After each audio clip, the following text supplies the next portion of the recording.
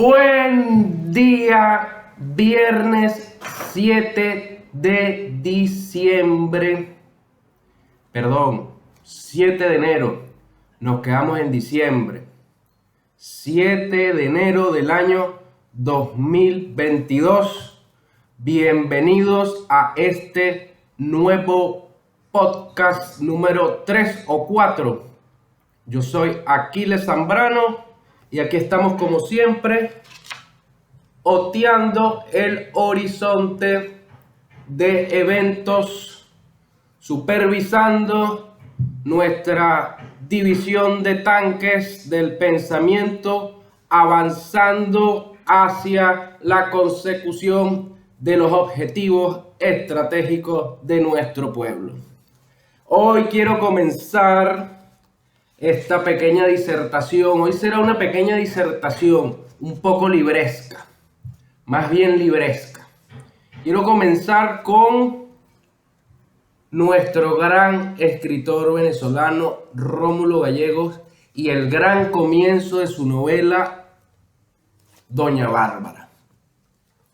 Así comienza uno de los más grandes comienzos de novela. Un bongo remonta el Arauca bordeando las barrancas de la margen derecha. Así comienza la novela de Rómulo Gallegos, quien además de escritor, esta novela se publicó en 1927, si mal no recuerdo.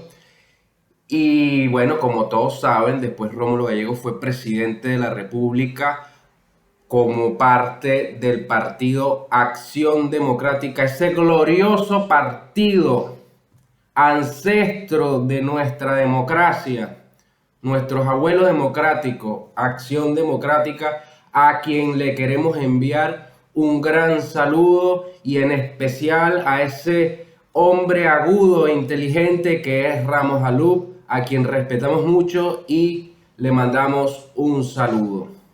Bueno, quería empezar con una cita de Rómulo Gallegos, con esa cita de siempre me ha encantado la imagen del bongo remontando el río Arauca, que sirve de límite entre Colombia y Venezuela en el estado Apure.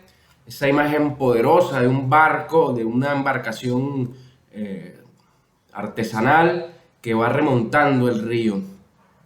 Quería hablar un poco de eso porque quería que tuviéramos un contexto de la dimensión mítica que siempre ha estado imbricada en nuestra política y en la intelección de nuestro pueblo. ¿Por qué la dimensión mítica? Porque por lo general nuestros pueblos, no solo el venezolano, sino todos los pueblos de Latinoamérica se fundan sobre un mito. Nuestro mito fundacional, ¿cuál es? Se lo pregunto, jóvenes. ¿Cuál es el mito fundacional de nuestra república? ¿O qué figura es el mito que vertebra toda la mitología patria venezolana? La respuesta, Bolívar. Entonces, el mito forma parte siempre de la identidad de nuestros pueblos, es lo que vertebra, es como los pueblos se narran a sí mismos. Y Rómulo Gallegos fue un gran intérprete de la cultura venezolana y esta novela permanece en el tiempo porque expresa un momento, digamos, a través de la ficción, a través de la imaginación, expresa un momento de la cultura venezolana en la que había dos formas de concebir el progreso, ¿no? Como ustedes recordarán, no las voy a resumir ni voy a hacer un análisis demasiado profundo sobre el tema, pero lo he hecho, por cierto. Hace mucho tiempo hice un análisis, un pequeño ensayo sobre la obra de Doña Bárbara y no la voy a analizar a profundidad. Tengo otra intención hoy. Pero como ustedes recordarán, Santos Luzardo vuelve al cajón del Arauca trayendo todos los conocimientos que adquiere en la ciudad con la ciencia, la razón, la luz, y destierra a Doña Bárbara, que representaba un poco la oscuridad el- la magia, el oscurantismo, la superstición. Entonces era como una cuestión civilización barbarie, que no es del todo así, o no es la interpretación más interesante del texto, que aún hoy resuena en nuestro país y que rescatamos, como rescatamos a la figura de Rómulo Gallego, como un prócer de nuestra democracia, un prócer civil de nuestra democracia. Hoy más bien quería hablar de algo un poco más serio, digamos, más teórico. Quería hablar de un libro de Kenneth Waltz. Aquí tengo mi pila de libros, pero quería hablar de un libro que descubrí recientemente de un politólogo llamado Kenneth Waltz, que después me enteré, después de que lo leí, yo quedé maravillado con la lectura. Y después de que lo leí, bueno, me enteré que era una especie de clásico de la politología y de las relaciones internacionales. Bueno, yo no lo conocía. Así que uno puede, mientras más sabe, más ignora. Eso es una condición natural del conocimiento. O sea, siempre hay algo por conocer. Siempre. Nuestra condición, eso es algo que siempre ha dicho la filosofía, nuestra condición es finita. Y el universo es absolutamente, bueno, no sabemos si es infinito, pero es absolutamente mucho más grande que nuestra capacidad de comprensión. Porque somos seres finitos, tenemos un- una vida acotada, aunque como especie tengamos 200.000 años, nosotros como individuos tenemos una vida acotada, por lo tanto nuestro conocimiento siempre va a ser finito, nuestro conocimiento siempre va a ser falible. Incluso el conocimiento científico más sofisticado, como por ejemplo las teorías, no sé, la teoría de la relatividad o la ley de Hubble de la que hablamos hace dos podcasts, aquello del corrimiento al rojo, de las galaxias que se alejan, incluso ese conocimiento es finito. Y por más que conozcamos las leyes de la naturaleza y conozcamos la materia y conozcamos la termodinámica, siempre va a haber algo que se nos escapa. Eso lo ha modelado, por cierto, un lógico que, si mal no recuerdo, le llamaban Gödel. Creo que el teorema se llama el teorema de la incompletitud. Y es bueno, sabes que la lógica es un lenguaje a veces, es una matemática, es casi una matemática. Y bueno, lo que Gödel dice es que todo sistema cerrado como el álgebra, digamos, euclidiana, siempre deja por fuera una premisa que no puede ser comprobada. Algo así. O sea, siempre que uno intenta conocer algo, algo siempre se va a escapar. Eso es casi una ley. Casi una ley. No hay un conocimiento completo de nada.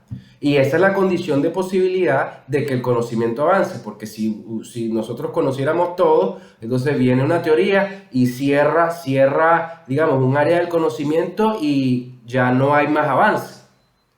Entonces, la condición de posibilidad de que el conocimiento siga avanzando es que siempre es incompleto. Eso por un lado. Entonces, este Kenneth Waltz, como les venía diciendo, es un politólogo norteamericano de California que en los 70 él empieza a teorizar y justamente utiliza elementos de la epistemología como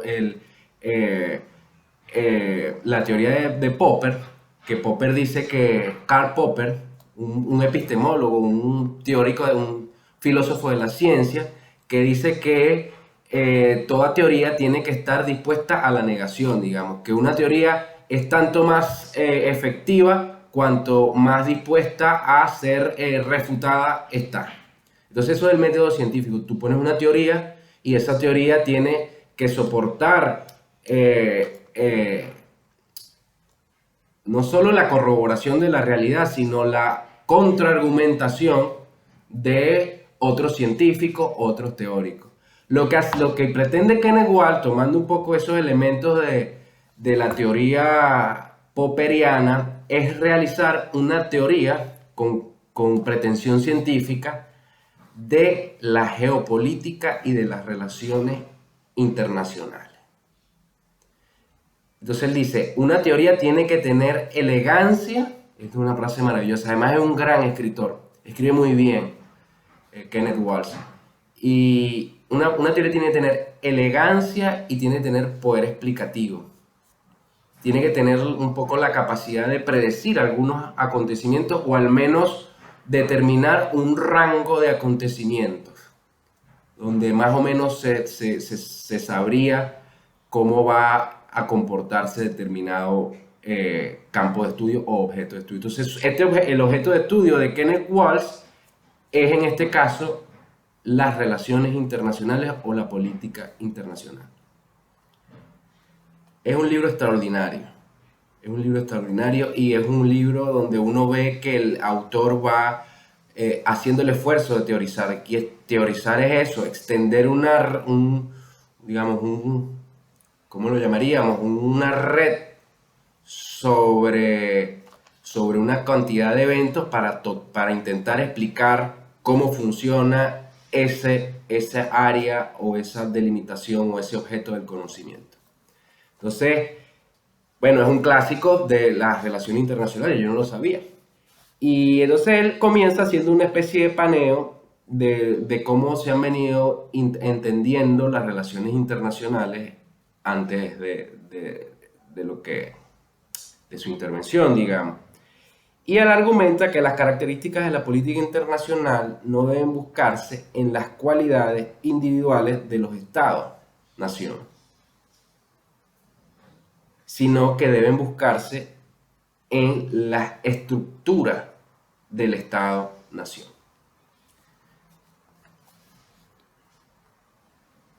Esas unidades del escenario internacional, ¿cuáles son? Aquí hay diferentes posturas y diferentes teorías, pero lo que Kenneth Walsh argumenta es que esas unidades son los estados, las naciones, los países. Entonces, esas unidades a lo interno tienen una estructura. ¿Cuál es esa estructura? Bueno, aquí habría que retrotraernos a Hobbes, por ejemplo, o a Rousseau y el contrato social.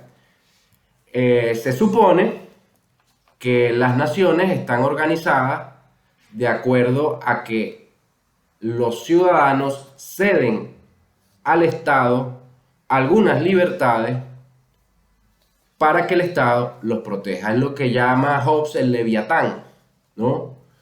El Estado asume el monopolio de la violencia para mediar entre los conflictos que puedan presentarse entre los miembros de un Estado determinado. Entonces, el Leviatán es el origen del Estado, ¿no? Un poco simplificando demasiado la cuestión.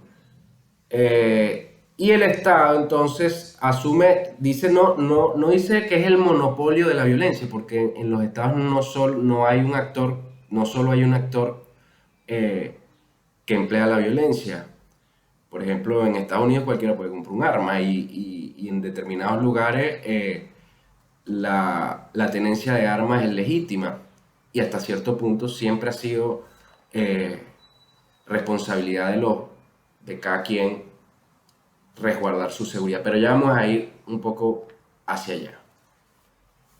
Entonces, en estos estados hay un orden jerarquizado, organizado, donde una entidad central, esta estructura teórica, que es una entidad central, asume el monopolio legítimo de la violencia. El monopolio legítimo de la violencia. O sea, que todos coinciden en que el que puede utilizar la violencia es el Estado y los organismos del Estado, la policía, las Fuerzas Armadas. En ese orden, entonces aparecen las leyes que regulan y especifican las formas en las que se usa esa violencia y las formas en las que tiene alguien para apelar si es víctima de violencia. Ese orden jerarquizado es el orden doméstico de los estados. Entonces, Kenneth Waltz dice que los estados a lo interno mantienen un orden jerárquico, pero que en el escenario internacional no existe tal orden. O sea, a lo interno, en el estado hay un leviatán, un ordenador, un poder ejecutivo, pero en el escenario internacional ese poder ordenador no existe del todo. No existe del todo. Entonces, ¿qué es lo que existe? Dice, si no hay un orden, entonces, ¿qué es lo que hay en el escenario internacional?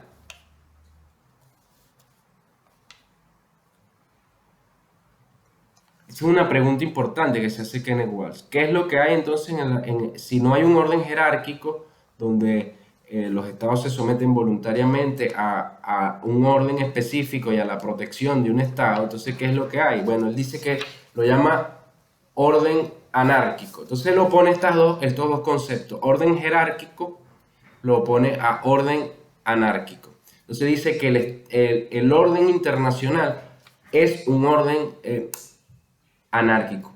Es una contradicción, ¿verdad? ¿Cómo va a ser un orden anárquico? No tiene sentido, ¿verdad? Si es anárquico, no es un orden. Entonces, ¿qué es?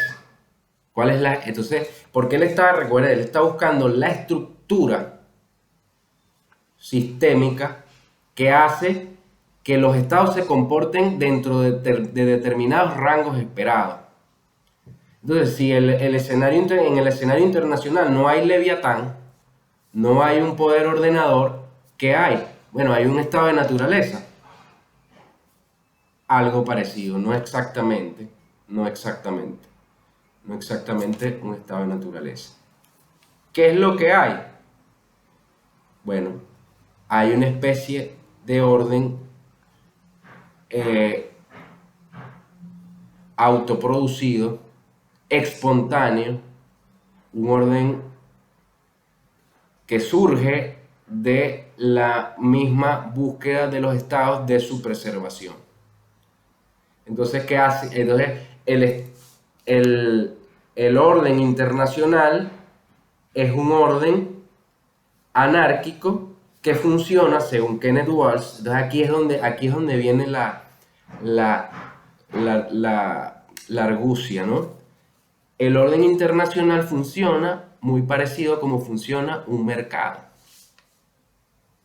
Cada actor, cada agente estatal, cada nación actúa según su propio interés y según su propio interés está limitado por el otro estado que también está actuando sobre su propio interés. Entonces funciona como un mercado, un micromercado, lo llaman, o teoría microeconómica. Entonces él toma de las teorías liberales de la economía, toma el orden que tiene el reino anárquico de la geopolítica y de los estados internacionales.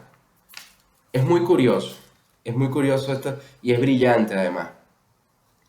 Pero aquí es donde él traza una diferencia. En un mercado nacional sometido a reglas, las unidades, digamos que las empresas, no tienen que armarse para defenderse, de tal suerte que pueden especializarse.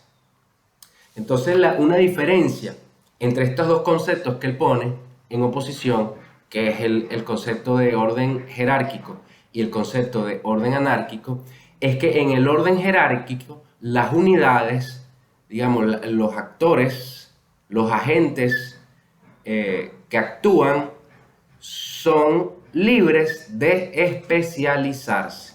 Y aquí aparece un concepto muy importante que atraviesa no solo la economía, sino también la biología, la ciencia y muchas otras cosas, que es el concepto de división del trabajo.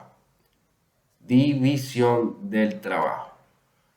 La genealogía de ese concepto es muy interesante, porque, por ejemplo, a mí me sorprendió, por ejemplo, encontrarlo en Darwin. Yo pensé que eso era un concepto de la economía, la división del trabajo, pero aparece en Darwin. ¿Por qué aparece en Darwin? Bueno, porque Darwin se da cuenta también que en un organismo eficiente, las células se dividen y adquieren determinadas tareas específicas. Entonces, lo que hace a un cuerpo eficiente en su funcionamiento es que cada una de sus unidades tiene una tarea específica. Esa es la división del trabajo. División fisiológica del trabajo. Pero entonces eso no solo aparece en la naturaleza, sino que también aparece en la economía. ¿Por qué? Porque bueno, el zapatero se especializa en hacer zapatos, pero en el proceso de hacer zapatos, entonces él hace una división del trabajo y pone a alguien a hacer la suela. Y a otro lo pone a hacer los cordones. Entonces, mientras más especializado en una determinada área, el producto total va a ser de mejor calidad y más eficiente y va a salir, no solo va a ser más eficiente, sino va a salir más rápido.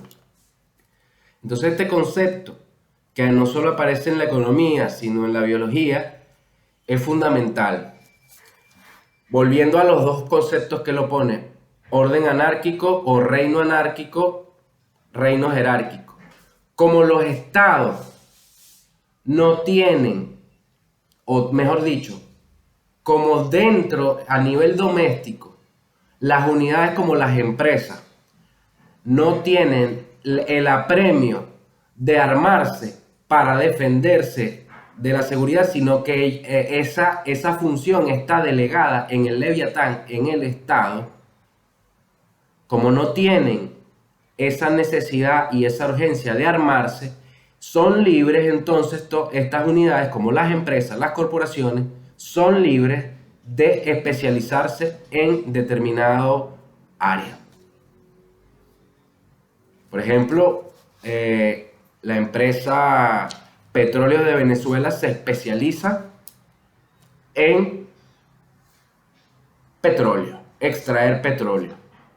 Pero a su vez entonces hay otra unidad para hacer más eficiente esa empresa. Hay otra unidad que se especializa en la refinación de ese petróleo.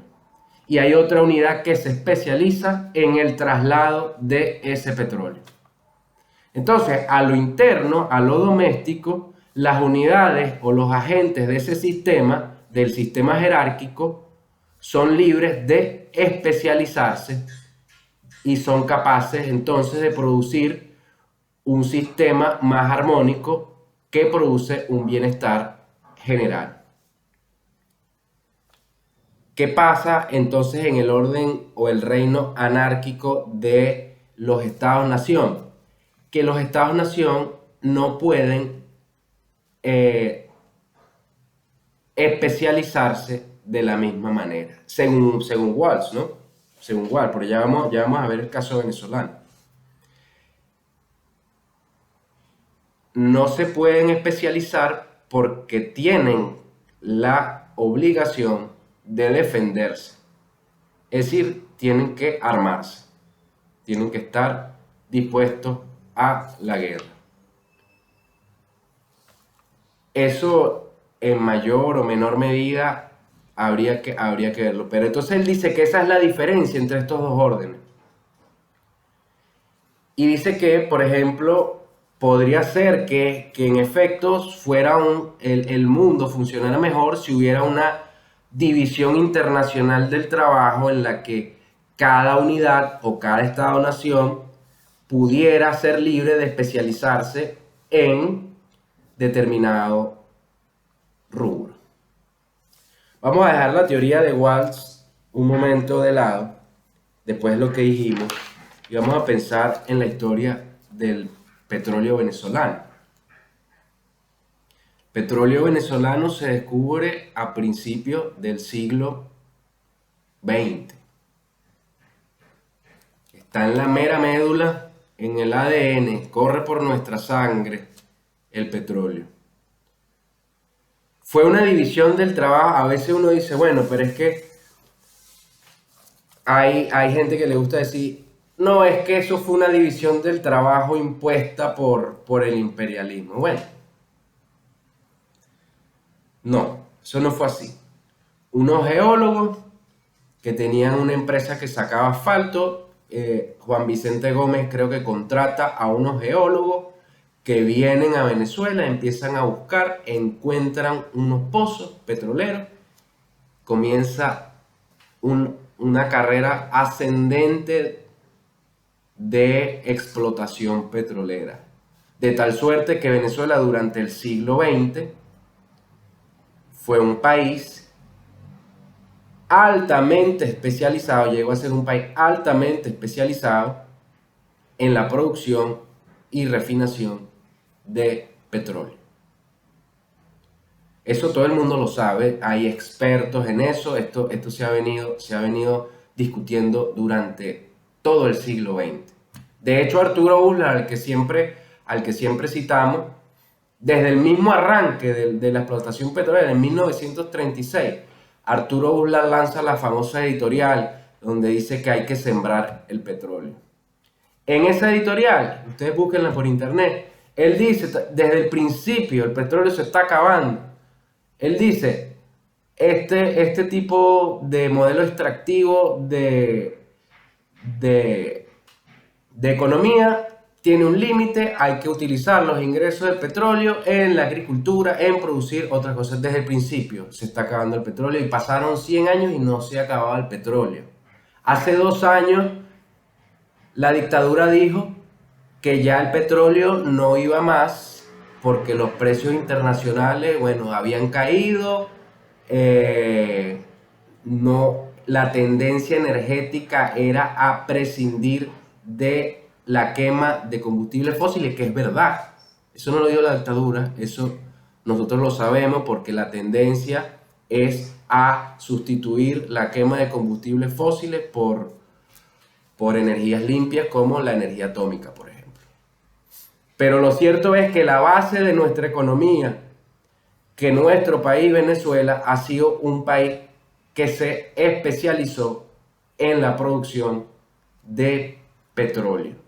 ¿Qué pasa con la especialización? Y esto es algo que dice Kenneth Waltz, que genera dependencia, porque las unidades que se especializan, entonces producen solo una cosa, tienen que acudir a otros estados para poder adquirir las otras cosas que ellos no producen. Entonces Venezuela experimentó una especialización, llegaron los americanos, hicieron los estudios, comenzaron las compañías norteamericanas, se posicionaron en Venezuela, llevaron el béisbol, el intercambio cultural, la codependencia con Estados Unidos durante el siglo XX fue absolutamente evidente. Entonces, nosotros nos especializamos en petróleo, en producirlo, exportarlo,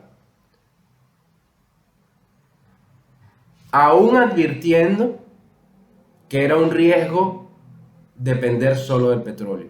Como dice Kenneth Waltz, entonces, cada vez que uno se especializa, depende entonces de otros actores para poder suplir las necesidades que nosotros no producimos. Se pretendió entonces, la dictadura pretendió romper esta dependencia, pero sin diversificar entonces la forma de producir riqueza.